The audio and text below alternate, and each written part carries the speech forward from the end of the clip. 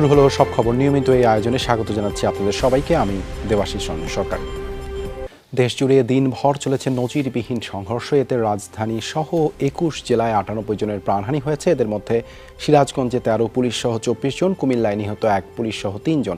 অন্যান্যদের মধ্যে ঢাকায় ৮, লক্ষ্মীপুরে ১১, নরসিংদীতে ৬, কিশোরগঞ্জে ৬, ফেনীতে ৮ এবং মাগুরা, সিলেট, রংপুরে ৪ জন করে প্রাণ হারিয়েছেন। রাজনৈতিক পরিচয় বিবেচনায় নিহতদের তালিকায় থাকাদের মধ্যে অন্তত ২৫ জন আওয়ামী লীগ ও সহযোগী সংগঠনের নেতাকর্মী, বিএনপির ৫ জন, শিক্ষার্থী অন্তত ১২ জন ও বাকিরা সাধারণ আন্দোলনকারী। আন্দোলন ঘিরে সিরাজগঞ্জে দিনভর চলে সংঘর্ষ। আন্দোলনকারী ও বিরোধীদের সংঘর্ষে নিহত হন রায়গঞ্জ স্বেচ্ছাসেবক লীগের সভাপতি আলামিন ও সাধারণ সম্পাদক গোলাম সারোয়ার। এছাড়াও জেলা যুবদলের সাংগঠনিক সম্পাদক রঞ্জু রহমান ও ছাত্রদল কর্মী সুমন আহমেদও প্রাণ হারায়। নরসিংদীর মাধবদীতে ঢাকা সিলেট মহাসড়ক অবরোধ করে আন্দোলনকারীরা। পৌরসভায় প্রবেশের চেষ্টা করলেই বিরোধীদের সাথে বাধে সংঘর্ষ। এক পর্যায়ে সংঘর্ষে চরদিঘলদি ইউপি চেয়ারম্যান আওয়ামী লীগ নেতা দেলোয়ার হোসেন শাহীন ও সদর উপজেলা স্বেচ্ছাসেবক লীগের সাবেক সভাপতি মনিরুজ্জামান নিহত হন। এছাড়াও হতাহতের আরও খবর পাওয়া গেছে।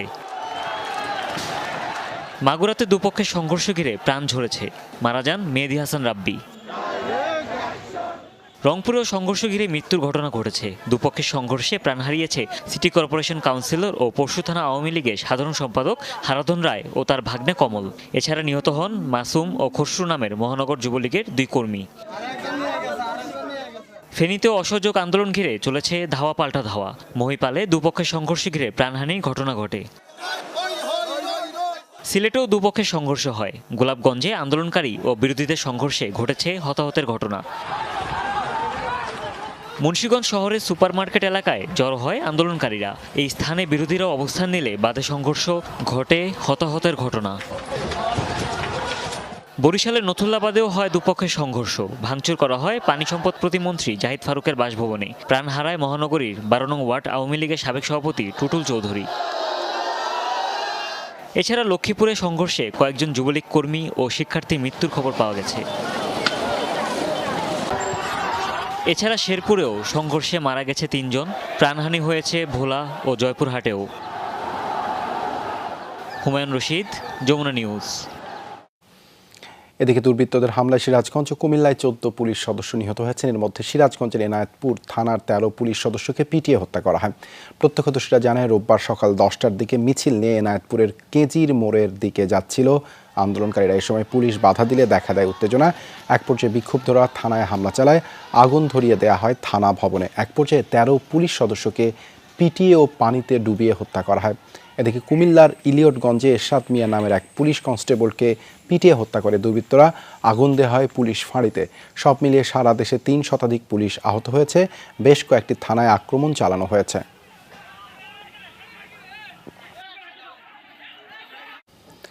অসহযোগ আন্দোলন ঘিরে দেশের বিভিন্ন স্থানে সংঘর্ষ এবং ধাওয়া পাল্টা ধাওয়া হয়েছে। ভাঙচুর, অগ্নিসংযোগ করা হয়েছে রাজনৈতিক দলের কার্যালয় সহ যানবাহনে। পরিস্থিতি নিয়ন্ত্রণে আনতে রাবার বুলেট ও সাউন্ড গ্রেনেড ছুড়েছে আইনশৃঙ্খলা বাহিনী।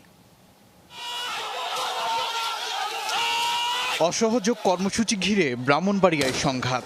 দফায় দফায় সংঘর্ষ হয়েছে দুপক্ষের। উত্তেজনা ছড়িয়েছে গ্রামেও। ভাঙচুর, অগ্নিসংযোগ করা হয় বেশ কিছু যানবাহন। গুলিবিদ্ধ সহ আহত হন অনেকে।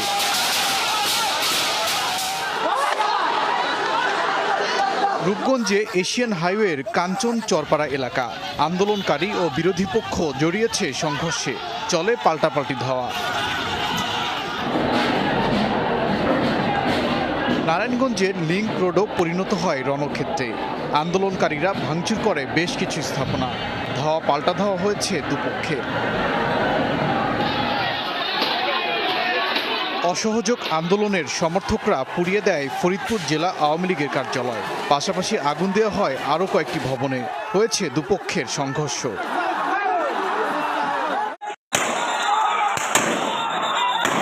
আন্দোলনকারীদের সাথে পুলিশের ধাওয়া পাল্টা ধাওয়া হয়েছে ঝিনাইদহে। পরিস্থিতি নিয়ন্ত্রণে টিয়ার শেল ও সাউন্ড গ্রেনেড ছোড়ে পুলিশ। রণক্ষেত্র দিনাজপুর সদর আসনের এমপি ও হুইপ ইকবালুর রহিমের বাড়িতে অগ্নিসংযোগ করা হয়েছে। আগুন দেওয়া হয়েছে পুলিশের গাড়িতেও।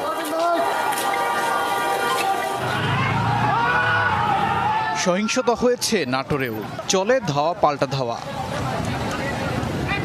উত্তেজনা দেখা গেছে লক্ষ্মীপুরেও, চলে দুপক্ষের হামলা পাল্টা হামলা। রণক্ষেত্র খুলনা নগরী। জেলা আওয়ামী লীগ কার্যালয়ের পাশাপাশি ভাঙচুর চালানো হয় জেলা পরিষদেও, আগুন দেওয়া হয় কয়েকটি গাড়িতে। উত্তাল চট্টগ্রাম নগরী। নিউ মার্কেট এলাকায় আন্দোলনকারীদের সাথে পুলিশের ধাওয়া পাল্টা ধাওয়া হয়, ছোড়া হয় টিয়ারশেল ও সাউন্ড গ্রেনেড। একই চিত্র সিলেট নগরীতেও, পুলিশের সাথে আন্দোলনকারীদের চলে ধাওয়া পাল্টা ধাওয়া। আন্দোলনকারী ও বিরোধী পক্ষের সংঘর্ষ হয়েছে চাঁদপুরে, ধাওয়া পাল্টা ধাওয়া আর ভাঙচুরে ছড়ায় উত্তেজনা। দিনভর উত্তাল ছিল ঝালকাঠি, পুলিশের সাথে আন্দোলনকারীদের সংঘর্ষ হয়েছে, আহত হয়েছে বেশ কয়েকজন। সহিংসতা ঘটেছে মানিকগঞ্জেও, আন্দোলনকারীদের সাথে পুলিশের ধাওয়া পাল্টা ধাওয়া হয়েছে, পরিস্থিতি নিয়ন্ত্রণে ছোড়া হয় টিয়ারশেল ও সাউন্ড গ্রেনেড।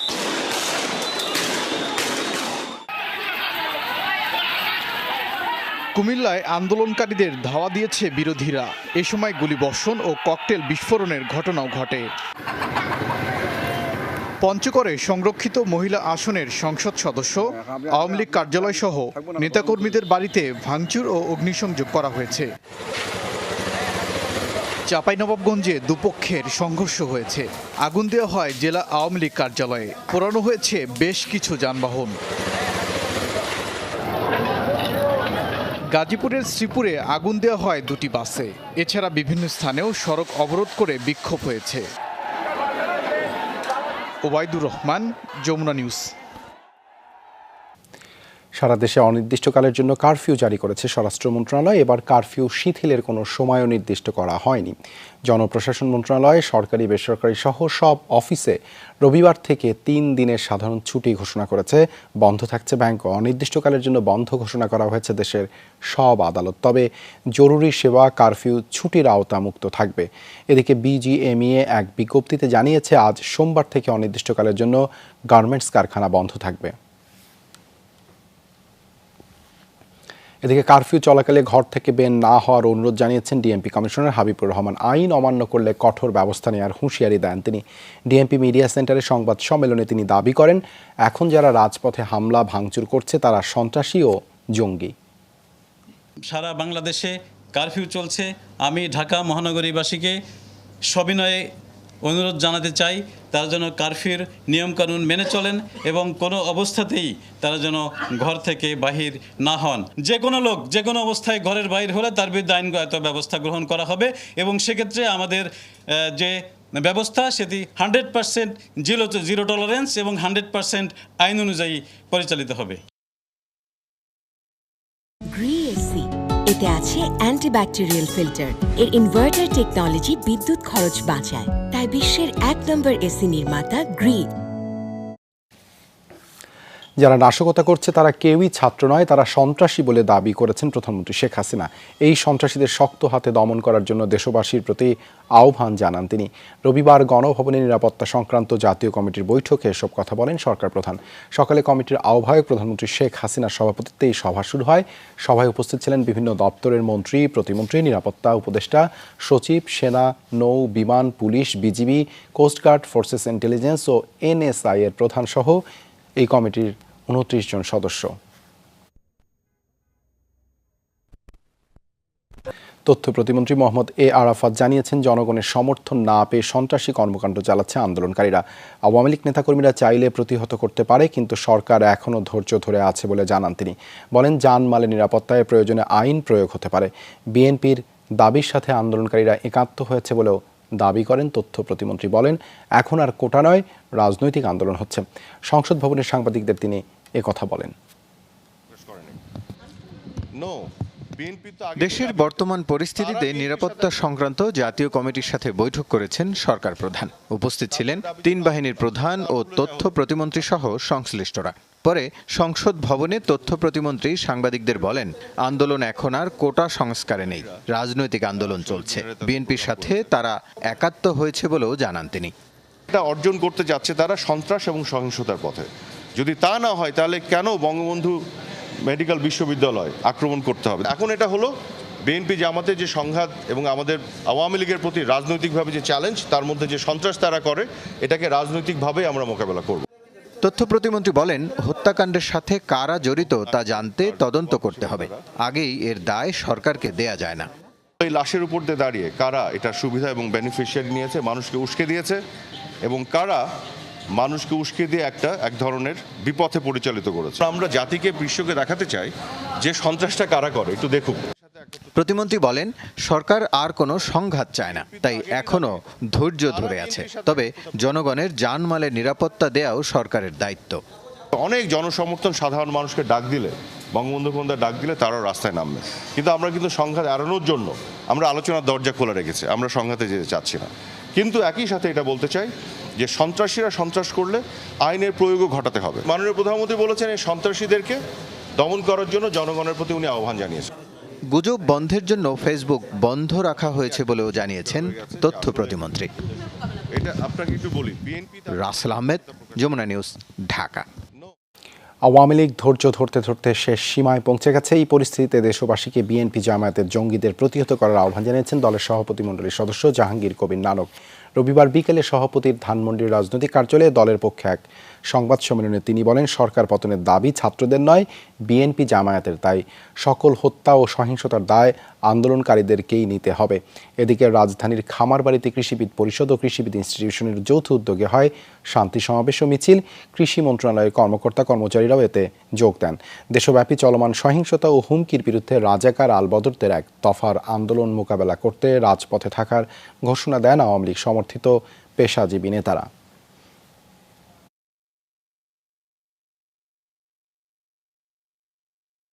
ধৈর্য সহনশীলতা মানে দুর্বলতা নয়।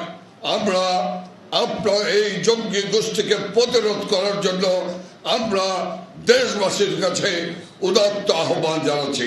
আমরা এখনো মনে করি আমরা শিক্ষার্থীরা এদের দ্বারা আর বিপদগামী হবে না, তারা ফিরে আসবে এবং আসতেই হবে, কারণ তারা বাংলাদেশকে ভালোবাসে। আমরা শান্তি চাই, আমরা সংলাপের মাধ্যমে শান্তি চাই।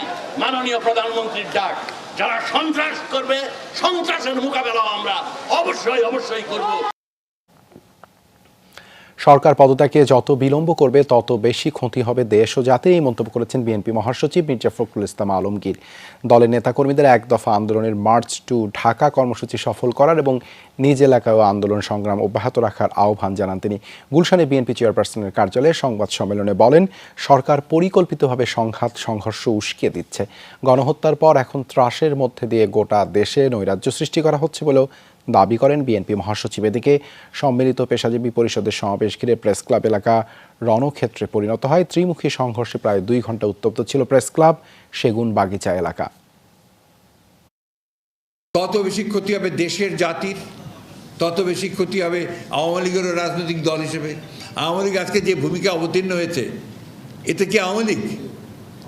আমরা যে আওয়ামী লীগকে অতীতে চিনতাম সেই আওয়ামী লীগ তো এটা নয়। এখন এটা পাকিস্তানি হানাদার বাহিনীকেও ছাড়িয়ে গেছে।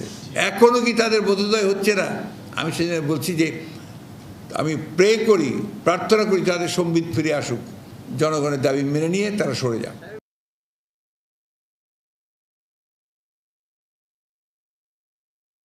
এক দফার আন্দোলন অসহযোগের প্রথম দিনে রাজধানীর বিভিন্ন স্থানে সংঘর্ষের ঘটনা ঘটেছে। রোববার বেলা 11টার দিকে ঢাকা বিশ্ববিদ্যালয় এলাকা থেকে মিছিল বের করে আন্দোলনকারীরা অবস্থান নেয় শাহবাগ মোড়ে। সেখানে আগে থেকে অবস্থান ছিল সরকার সমর্থকদের। দুপক্ষের সংঘর্ষের মাঝে বিএসএমএমইউ এর পার্কিংয়ে থাকা অ্যাম্বুলেন্স ও গাড়িতেও আগুন দেওয়া হয়। শাহবাগের সংঘর্ষ ছড়িয়ে পড়ে বাংলা মোটর, কারওয়ান বাজার সহ আশেপাশে। দফায় দফায় ধাওয়া, পাল্টা ধাওয়া, গোলাগুলি, ভাঙচুর আর অগ্নিসংযোগের ঘটনা ঘটে। সায়েন্স ল্যাব ও ধানমন্ডি এলাকায়ও ছড়িয়েছে সংঘর্ষ। সকাল থেকে মিরপুর 10 নম্বরে অবস্থান ছিল সরকার সমর্থকদের। দুপুরের পর আন্দোলনকারীরা গোল চত্বরের দিকে আসতেই শুরু হয় সংঘর্ষ। এসবের বাইরে দুপুর 12টার দিকে ঢাকা সিএমএম কোর্ট চত্বরে হামলা ও ভাঙচুর চালানো হয়।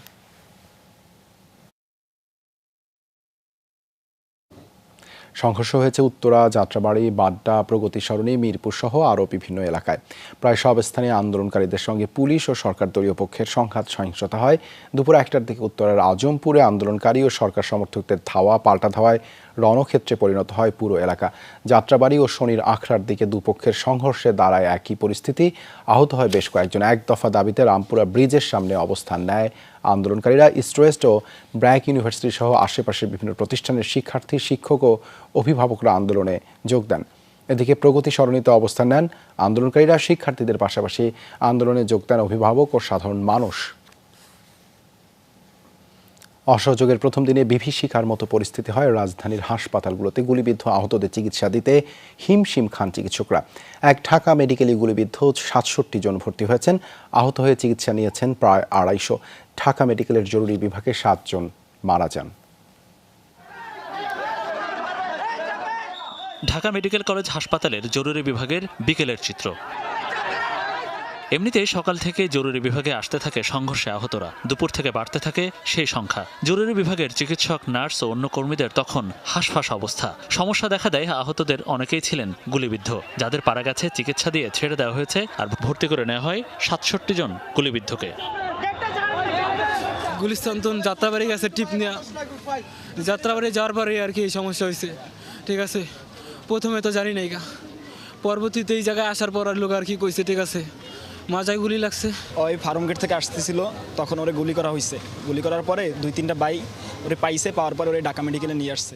ঢাকা মেডিকেলে আনার সময় এবং চিকিৎসাধীন অবস্থায় ৭ জন মারা গেছেন। এর মধ্যে শিক্ষার্থী 2জন, বেসরকারি অফিসের কর্মচারী 2জন, দিনমজুর এবং 1 জন অজ্ঞাত। ঢাকা মেডিকেল ছাড়াও ঢাকার sir Salimullah medical college, Mugda medical college, Suhrawardy হাসপাতাল, এছাড়াও উত্তরা, ধানমন্ডি, মিরপুরের এলাকার সরকারি বেসরকারি হাসপাতালের অবস্থাও ছিল একই রকম। আহতদের অভিযোগ, শান্তিপূর্ণ আন্দোলনে হামলা করেছে বিরোধীরা। আর আহত ক্ষমতাসীন দলের কর্মীরা জানান, বিনা উস্কানিতে হামলা করেছে আন্দোলনকারীরা। পুলিশ গ্যাস ছাড়ছিল, অথবা ফায়ার করছিল, তখন আমার বন্ধুর চোখে গুলি লাগছিল। রাখার পরে আমি ওরে ধরছি, ধরে আমার কাঁধে নিছি। তখন ওই যে গ্যাসটা এসে আমার পায়ে লাগছে, ওর বুকে লাগছে, তারপর পায়ে লাগছে। বিকেলের পর সমস্যা আরও বেড়ে যায় যখন ঢাকার বাইরে প্রায় সব জেলার হাসপাতালগুলো থেকে আহতদের পাঠানো হচ্ছিল ঢাকার হাসপাতালগুলোতে। গুরুতর রোগীদের ভর্তিও করতে পারছে না কর্তৃপক্ষ, কারণ হাসপাতালে তিল ধারণের ঠাঁই নেই। মনিরুল ইসলাম, যমুনা নিউজ, ঢাকা। সাভারে বিকেলে কয়েকটি কারখানায় ভাঙচুর ও আগুন দেওয়ার ঘটনা ঘটেছে। স্থানীয়রা জানায়, দুর্বৃত্তরা সিনহা গার্মেন্টস ও বেক্সিমকোর পিপিই তৈরির কারখানায় আগুন দেয়। এছাড়া হামিম গ্রুপের ৮-১০টি গাড়িতে ভাঙচুর ও আগুন দেয় তারা। আগুন দেয়া ঝুটের গোডাউনে। এ সময় আশেপাশের এলাকাতেও আতঙ্ক ছড়িয়ে পড়ে। এছাড়া সন্ধ্যার দিকে সাভার ও আশুলিয়া প্রেস ক্লাবে হামলা, ভাঙচুর ও লুটপাট চালায় দুর্বৃত্তরা। রবিবার বিকেলে রাজধানীর প্রগতি সরণিতে গান বাংলা টেলিভিশন ভবনে হামলা চালায় দুর্বৃত্তরা। প্রতিষ্ঠানটির 8তলা ভবনে তাণ্ডব চালিয়ে ভাঙচুর, লুটপাট, অগ্নিসংযোগ করা হয়। এ সময় 10টি মোটরসাইকেল এবং 2টি গাড়ি সহ টেলিভিশনটির সম্প্রচার কাজে ব্যবহৃত বিভিন্ন সরঞ্জাম ভাঙচুর করে দুষ্কৃতিকারীরা। শুধু তাই নয়, লকার ভেঙে নিয়ে যায় নগদ অর্থ ও প্রয়োজনীয় কাগজপত্র।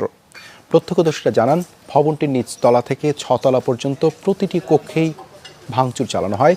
ভবনে থাকা টেলিভিশন কর্মীদের অনেকেই সে সময় অবস্থান করছিলেন সেখানে। এই ছিল আজকের সব খবরের আয়োজনে। এতক্ষণ সাথে থাকার জন্য ধন্যবাদ সবাইকে।